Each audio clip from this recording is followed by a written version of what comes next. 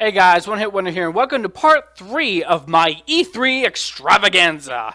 Last part I talked about Microsoft, and this part I'm going to be talking about the PC Gaming Show.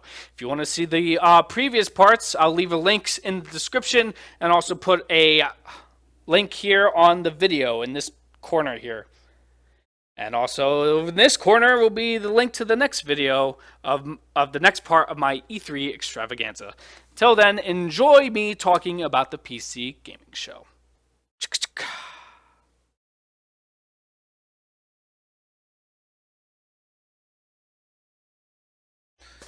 Okay, so the PC Gaming Show. Now, this is the second year that they've done the PC Gaming Show, sponsored by PC Gamer and also AMD.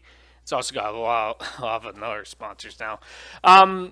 Last year's PC Gaming Show, it wasn't bad. It wasn't bad, but for a first time at least. But it definitely didn't have the kind of backing or star power that, say, like the other conferences have, like Microsoft or Nintendo or Sony has. So, I mean, it was a good first try, but it was definitely lacking in some things. Most importantly, games and different footage and all that kind of jazz. But this year they definitely stepped it up, and they definitely got a lot more on the docket this year, and they definitely got more gameplay footage and just stuff. So definitely a vast improvement over last year from what they had. But that isn't to say it still doesn't. It still has kind of problems, growing pains, I guess I could say. It's not. It's getting. This year they got a little bit closer to being a good thing. It's just not there yet. Just a little bit more, guys. Just a little bit more effort. But anyway, Day 9 has returned to host it from last year. He's doing the hosting duties again. And it is preserving that same talk show, late night talk show formula that they've kind of established last year. And it's not a bad thing. It makes it more informal, makes it more laid back, I guess. And it could be good. It's just they really need to tighten the time frame of it. But anyway, let's get into it. There's some things about these about the stuff they showed that I can't really get into that much because I don't really have a lot of experience with some of these games, or just I don't really have much to say. But anyway, let's get into it. Dawn of War 3, the next installment in the Dawn of War franchise. Can't really talk much about it. They did show some gameplay, which is well, they showed a gameplay trailer, which is definitely an improvement over last year's PC gaming show. Last year's PC gaming show had very little actual gameplay, very little actual footage from the game, other than like just simple trailers. So already a vast improvement over last year. But that's another trend you see in this PC gaming show. A lot of it is just we're seeing trailers for games. We're not seeing a lot of in-depth gameplay stuff or anything. But yeah. Anyway, after that, they showed off a new Clyde game, the indie developer behind such games as Don't Starve, Mark of the Ninja, and all that. Both great games in their own respect, So the next game in that series, next game that they're making called Oxygen Did Not Include, they showed a little trailer for that. We don't know that much about it, but it definitely looks interesting. And given Clyde's track record, they're definitely ones to watch out for. In terms of PC gaming, I guess in general. Next is the Ark. Next is not the Ark, but the game Ark, which has been released, or I think it's in early access. I forget. Again, not really a game I've been following that much, but it's still an interesting kind of Monster Hunter-esque game. They were talking about they were brought up stage. They were talking about a new update which allows you to take control of animals. So that sounds interesting. Not much more I can say about that. And yeah, like I said, this was presented in like a late night talk show format. So they bring on stage. Dana was asking, "Oh, so what do you think about this game?" Or what do you got to show for us? This is well, Day 9. It's an amazing game. And you know, dinosaurs. Everyone loves dinosaurs. Dana, it's like, dinosaurs, right, guys? Yeah, clap, clap, clap. Anyway, it wasn't like that, sort of, but you get that's the kind of idea how it was. Next game called Giant Cop. It's actually a VR game, so it looks more like a VR tech demo, which I'm pretty sure it is. The trailer was cringeworthy at worst, I guess, or at best. Um, but yeah, nothing too big from that. It looks like a VR tech demo. Mountain Blade 2 Bannerlord, the sequel to Mountain Blade by published by Paradox Interactive. Um, yeah, I can't really say much about that. I'm not really a big follower of the Mountain Blade series, and I do apologize. I wish I knew more about this, but I'm basically just going down the list of what I saw at the PC Gaming Show and kind of like my comments about it. The Surge was after that. I don't really remember much of that. Yeah, I don't know. Yeah, I wish I remembered more, but it kind of just went by without me thinking. After that was the Lawbreakers, which is a team-based first-person shooter. The big key thing of that is it's made by Cliff Bleszinski. Sorry about that. The definitely the one of the big veterans in the gaming industry and developer. He was definitely a large part of a lot of big series like God of War and all that stuff. He was probably the best part of the show. I mean, I love Cliff. He does not take any BS. He just spews out whatever he wants to say. He doesn't sugarcoat anything. And he was a great guest to have. Like he was pretty funny on the stage. Yeah, he was probably the best guest they had the whole show. Definitely made me interested in this thing because I never really heard about it before this. And he did actually say there was going to be an alpha for it. So it's still being made, but yeah, he just came on to promote that his new game in the alpha, and it's or going in beta.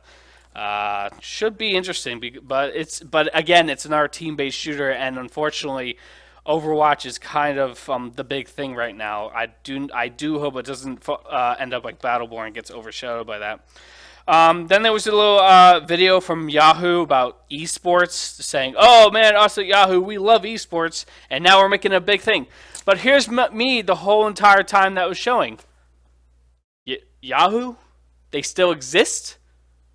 Google hasn't completely killed them yet. Who the heck still uses Yahoo? I know. I'm being harsh on them. I know, but in terms of search engines, Google still got them beat. But you know, Yahoo has some things. You know, they got email. If you don't use Gmail or Hotmail or whatever, they got fantasy football. They got that going for them. Yeah. But them going into esports or covering esports journalistically, maybe I don't know. AMD came out second year in a row. They were a big guest here, and obviously they were showing off some of the Polaris cards, the ones they've kind of introduced a week before E3, kind of going up against Nvidia with their new 1080s that they announced. And yeah, Polaris was a big push for, this is going to be a great VR card, guys, and all that. And of course, AMD would come to the show because, hey, look, they funded a little bit. The AMD Zen CPU, yeah, again, showing off more of their new latest cards. That it seems like AMD is going to be targeting the mid to high range customer base in terms of card performance to value, and the fact that these new cards they announced are going to be like $200, that's definitely good for people who are looking for a decent card on a budget. But still, the 1080 is still going to outpace them. But it looks like AMD is not even. They're definitely trying to compete, definitely trying to be comparable. But it looks like they're not aiming for that high end gaming graphics card devices, whatever. Also, they showed Serious Sam VR, a little VR mission or whatever. Granted, the VR we've seen so far at E3, they look a lot like tech demos, and that's what it's going to be initially because this new technology is still coming out. The Oculus is just coming out, the Vive is coming out, and all that. I mean, the Vive has came. I believe they are coming out. They've already came out. But a lot of these things are just going to be tech demos until developers can get their hands on it and start, utilizing this VR technology fully, I guess. Next was Vampire. I was not I was not very impressed by the gameplay. It is by the developers who create Life is Strange, which is a multi-part point-and-click adventure game, episodic point-and-click adventure game. Which apparently I never played. I haven't played it yet, but I've been hearing a lot of good things about it. But this, it looked like it was trying to rip off Dark Souls, and just from what I saw, I wasn't really impressed. I wasn't really sold on it. So. Not really a good showing, I think, from them, even though it was just a gameplay trailer. Killing Floor 2, they announced DLC and Killing DLC for it that apparently went live during the show, or they got the okay to go live during the show, and they did say, oh, we're going to do a free play weekend of this, but yeah, nothing too much about that, even though Killing Floor 2 has been in development for, I don't know if it's been early access, still in development.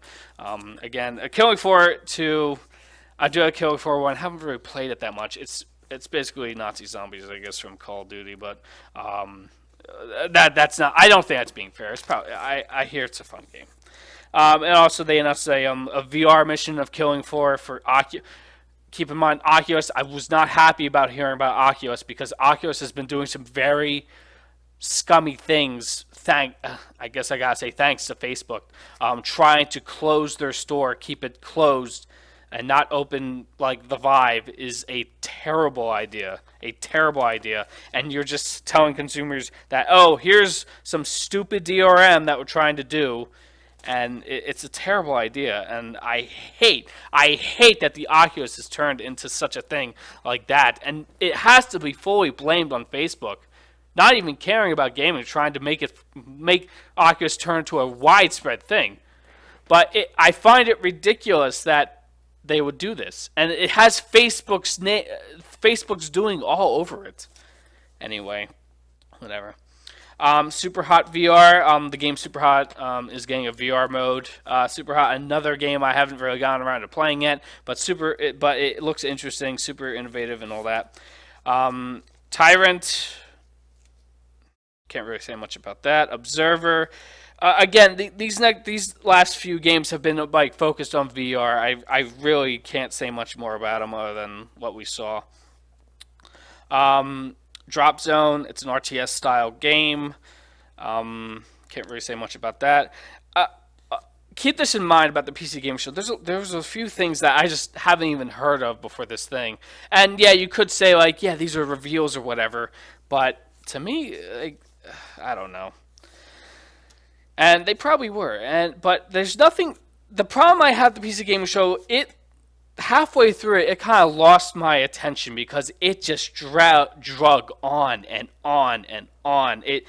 It's the biggest problem with it right now. It hasn't got to a point where it's holding my attention like every other conference does. It's getting boring. It's getting drawn out. It's getting just uninteresting as it went on. It's the problem they're going to have to try and fix. They're going to have to tighten up this show to make it more better, I guess. Just make me not sitting here bored, come on, get to the next thing. Oh, this is so boring. That I guess is kind of the problem that comes with the late night talk show thing. I'll get to that in a bit, but they got to do something. Armor 3 DLC, Armor 3 Apex is coming out July 11th. Never really played Armor, don't really know that much, so yeah, other than Bohemian, whatever. The Turing Test, Overland. I'm sorry, guys. I wish I could tell you more about this, but I don't know. Dual Universe, and then here. At this point, this is a part of the time where it was getting really close to 4, which is Ubisoft's start time. We'll get to them in a bit. And this is another problem that I had with the PC Gaming Show was its runtime. But anyway, last thing they talked about was Halo Wars 2, which should, even though it's coming out on Xbox, it should be good on PC because it is an RTS, and RTS is one of the genres for PC. One of the big genres for PC. Of course, it's kind of fallen by the wayside though, because of the introduction of Dota 2 and League of Legends, the MOBA and all that. And then lastly, Day of Infamy. Can't really say much about that. And that there's a little bit more after that I missed because of the fact that the PC Game Show went into the Ubisoft press conference, and that is the problem. It went so long, it went into a different press conference, and that to me is a big, big no-no. You do not do that. That is not very respectful to the other developers and publishers there. And you know what? You will not win I'm sorry, PC Game Show. You do not win a viewer battle between every other conference there. You will not.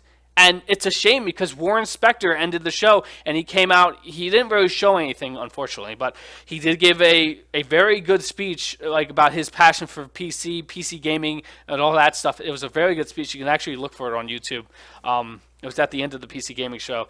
And it's a shame that a lot of people did not get to see that because a lot of them went to the Ubisoft press conference, me included. That is something they're going to have to fix. Again, coming back to that, tightening the time frame, or time, how long the show is. Last year's show had the benefit, which it was the last show of the day, so they didn't really have to get out of the way before somebody else went on. They were the last ones for that day.